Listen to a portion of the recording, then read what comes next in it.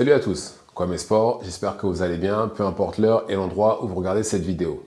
Avant de commencer, cliquez sur like, abonnez-vous et activez la cloche de façon à être tenu au courant quand je posterai de nouvelles vidéos. Je suppose que cette semaine, vous avez entendu la nouvelle au sujet de Terence Crawford et Canelo Alvarez.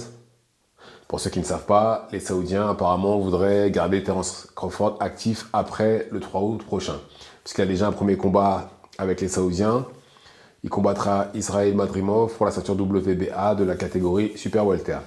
Mais ils aimeraient un combat entre Canelo Alvarez et Crawford entre décembre 2024 et janvier 2025.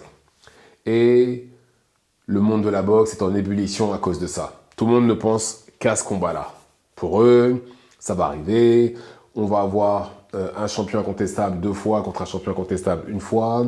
Théoriquement, c'est le combat pour savoir qui est le meilleur de cette génération-là. D'accord? Mais, messieurs, le trône prochain, c'est pas une affaire facile du tout.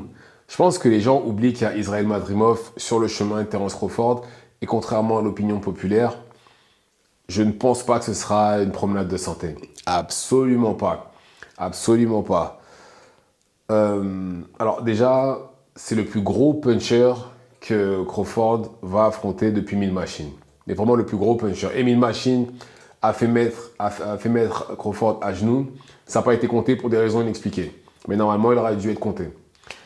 Et là, Israël Madrimov, c'est une version plus jeune et plus puissante d'Israël Madrimov, avec une meilleure, d'Israël Madrimov, de Mille Machines, avec une meilleure technique. D'accord? Et vu que Madrimov n'est pas spécialement populaire, il a que 10 combats, les gens pensent que ça va être facile et qu'il va pouvoir justement aller directement combattre Canelo au mois de décembre ou janvier comme les Saoudiens aimeraient que ça se fasse. Alors que pas du tout. Alors déjà, ce qu'il faut que les gens sachent, c'est que très souvent, les Asiatiques, ceux qui viennent d'Europe de l'Est, ont de très très longues carrières amateurs. De très très très longues. La preuve, Lomachenko, il a été 2 fois champion olympique et après il est devenu professionnel. C'est pour ça qu'il doit avoir quoi, entre 15-20 combats, Lomachenko maximum. Bon, il a accompli énormément de choses en 15-20 combats, mais voilà, on parle quand même Lomachenko de sûrement du meilleur boxeur amateur de tous les temps.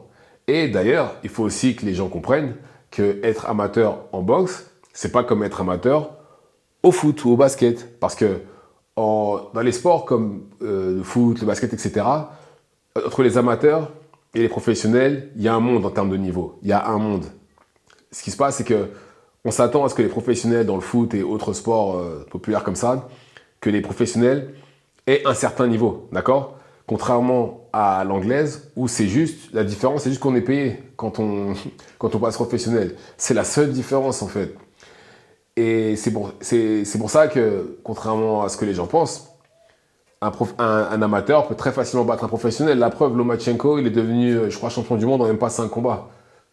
Parce qu'il avait tout simplement accumulé toutes ces années d'expérience, ce qui fait que quand il est arrivé dans le circuit professionnel, il était plus que prêt. Il était plus que prêt. Il a même pu devenir professionnel après avoir eu sa première médaille d'or.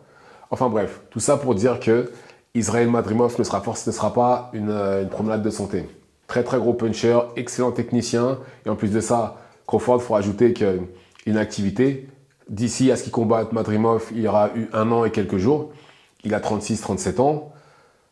C'est pas dit non plus que Crawford sera la version de Crawford qu'on connaît, celle qui roule sur tout le monde. C'est pas dit ça non plus. Mais bon, après, c'est pas dit non plus qu'il s'est dégradé non plus. Mais voilà, ça reste l'inconnu. Et comme je vous l'ai dit, on a vu ce que ça a donné contre Mille Machines. Et vous verrez, ça, je ne dis pas que le scénario va se reproduire, hein, mais je dis juste, voilà, attention, doucement, Israël Madrimov, c'est pas n'importe qui. C'est pas n'importe qui.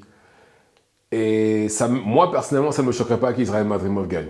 Et qui, justement, fasse dérailler les plans des Saoudiens. Même si je pense que même si Crawford est amené à perdre, je pense qu'il ferait quand même le combat contre Canelo. Je pense qu'il le ferait quand même parce qu'il y a trop d'argent sur la table.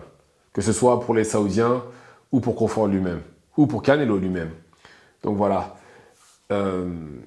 Mais ça ne me choquerait pas, en tout cas, qu'il perde contre Madrimov, même si je ne le souhaite pas. Hein. dans l'idéal, je préfère qu'il gagne, puisque c'est un combattant que j'aime bien, Crawford. Il serait champion dans une nouvelle catégorie, et ça lui ouvrirait forcément les portes pour un combat contre Canelo, ou quelqu'un dans le même style. Donc voilà, dites-moi ce que vous en pensez dans les commentaires, mais encore une fois, il ne faut pas vendre la peau de l'ours avant de l'avoir tué. Ça se trouve, Madrimov peut faire échouer tous les plans qui sont en train d'être mis en place par les Saoudiens. Donc voilà, dites-moi dans les commentaires ce que vous en pensez. Abonnez-vous et activez la cloche de façon à être tenu au courant quand je posterai de nouvelles vidéos. Et on se reverra à la prochaine. Ciao, ciao.